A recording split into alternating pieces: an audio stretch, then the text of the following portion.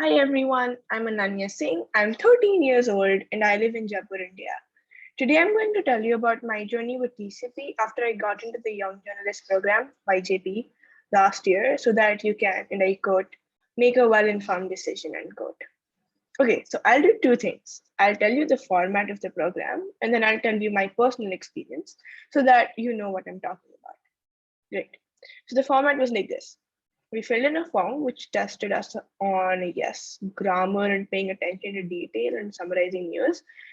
Then, after a couple of weeks, the chosen children were announced.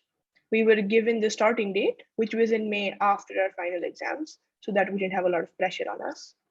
And that was it for a couple of months. And then, a few weeks before the starting date, somewhere in April, they released the details about the people coaching us in the training schedule. And then the much awaited day arrived. We had received the meeting IDs through emails a week in advance, which was amazing management. Then we trained for around 6 weeks. And by trained for around 6 weeks, I mean we trained on the weekends for 6 weeks. So that means 6 weekends, 12 classes with these awesome people whose name I am not going to disclose to you, however annoyed you may feel, to maintain a teeny bit of suspense in case you do decide to enroll for the program. Okay, so after the intense training, another side note, you need to work. You don't get everything handed over to you. Like they'll give you the knowledge, obviously, but then you'll have tests and everything to check progress and whether you're understanding stuff. And I found that a good thing to do because they can like clarify your doubts, and in the long run, it's better for both you and them. And then we had this Google form where we could give feedback. After the training got over, you're in the program, officially writing for the newspaper. Big thing for me. Another side note, this is an important one. There is a difference between report by and inputs by. I do not know if you have noticed this, but it does happen, so clarify it. Okay, moving on. It's a pretty simple process. I hope I explained it so it's clear. On to feedback. The management was amazing. Everything was spot on from the timing to the instructions and the execution of them. I personally had no doubts in anything. I did make notes, but the trainers were so awesome that they taught such a lot using interactive activities and stories that I never really have to refer to my notes continuously that, oh, I need to write a feature now. So what are the notes there? Also, Nidhi auntie and all the editor aunties compiled a document where they told us what they expect, like what should be in features, what should not. In TCP, we have like a no negative news policy, which is a good thing because as far as I can remember, I've never read news like so many people dying from COVID since COVID started, which is a good thing because that has nothing to do with us children. We needn't worry about it. Then we went on to writing, and then the editor aunties were so helpful. They told me all my errors. No doubt was too small. I had a problem in finding zero copyright images, and that is pretty difficult to find because everyone has a copyright on everything. I mean, even TCP has a copyright on its paper. So they helped me in that. And no error was too small or too big. Grammatical errors, Oxford commas, punctuation, everything. And then they taught a lot. They taught us about how to review something in the paper, basically, how to write features, articles, sports news, make crosswords. The list is endless. And I realized another thing. Even after reading the paper for around a year and a half, I hadn't noticed that, for example, Thursdays were always when there was business and economy related news. A lot of scientific news was on Wednesdays. So there are themes divided like this. And best of all, you get to choose the day you want for. You want to write for. So it's not that they're rigid. It's not that you cannot give scientific news for Thursdays. The preference is that, and if you prefer writing business news or economy news, then you preferably work for Thursdays. It's not like the others don't publish it. It's just like a theme going on. And that you can write, like introduce personal features as well.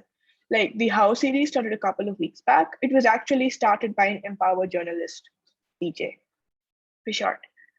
Writing for the paper is super fun, and it helped me a lot in general knowledge because I used to hate the news and my GK exams and in talking to people, I was never up to date because I thought that it's all about political news and celebrities and not age appropriate news. But now I search for it every day because TCP introduced to me a new side of news, a side where you have to dig deep, slightly deeper in a sense, but is more age appropriate. And that is exactly what they bring to their audience. And even though I write for only 1 day a week, I search for it. I search for news every day. We're like this big happy family where we help each other. And if you have exams or some event, then you tell your editor and they adjust for you.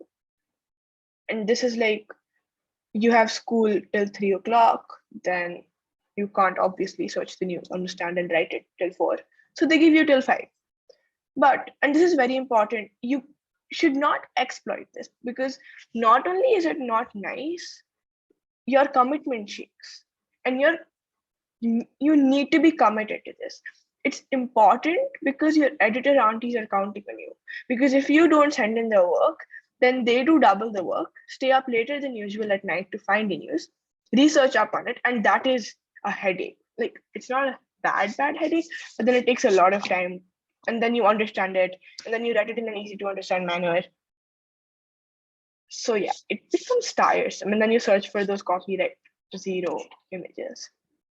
And then you send it off to the reviewers, and then the reviewers review it, and then they check it, and then they tell their changes, and then the editor reviews the paper after the reviewers looked at it and gave their comments. So it becomes very, very tiresome if you don't do your job on time. But this may have sounded kind of very serious, but it's not. It's fun. It's energetic. You get to know a lot of people. The aunties help you outside of the paper as well. They're understanding, but it's a commitment, and you shouldn't exploit the trust they have in you that you will send in your work. And before I forget, video interviews. I to date have taken 3 interviews. You can find them on this channel, and I've converted them to text interviews as well, which you can find on the website. The first time I took an interview, I was super worried about. Well, they told me I had to take an interview. All of the EJs had to take an interview. And one of the biggest dilemmas I had was that I didn't know enough someone worthy enough to be interviewed. I don't know this some famous celebrity or an internationally famous person, even a nationally famous person. But then I realized that they're not looking for these so famous people who have already been interviewed 4 times. They're looking for people who can tell you more about different careers.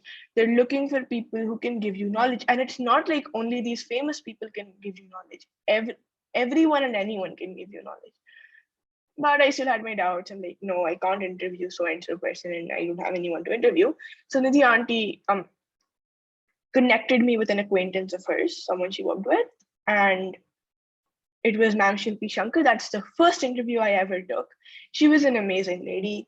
I had to retake the interview once because it was too long and too diverse, but she was nice about that too. And even though it was not professional, it's not professional to go up to someone and say, I'm sorry, we did that interview, but then it didn't come out very nice. Can we retake it? That seems weird. And I, being a perfectionist, was like, no, everything should be perfect first time. But after that first video interview, I never had to retake an interview. And I started enjoying it in a sense. It is fun. I got to know about people working in various fields. I got to ask them questions. I got to understand what they have learned in their life over the years. And I got an insight of how work goes on in numerous careers. And that helps you decide and narrow down fields and what you're interested in as well. And you get to know the reality of what goes on because you're talking to people who've been in that field for a lot of years. And then if you haven't seen them yet, then you go to the website kidsnews.top and search offbeat careers, or you go into the channel and select the interviews playlist. You'll find a lot of them. They're not very long. They're between 20 to 30 minutes tops.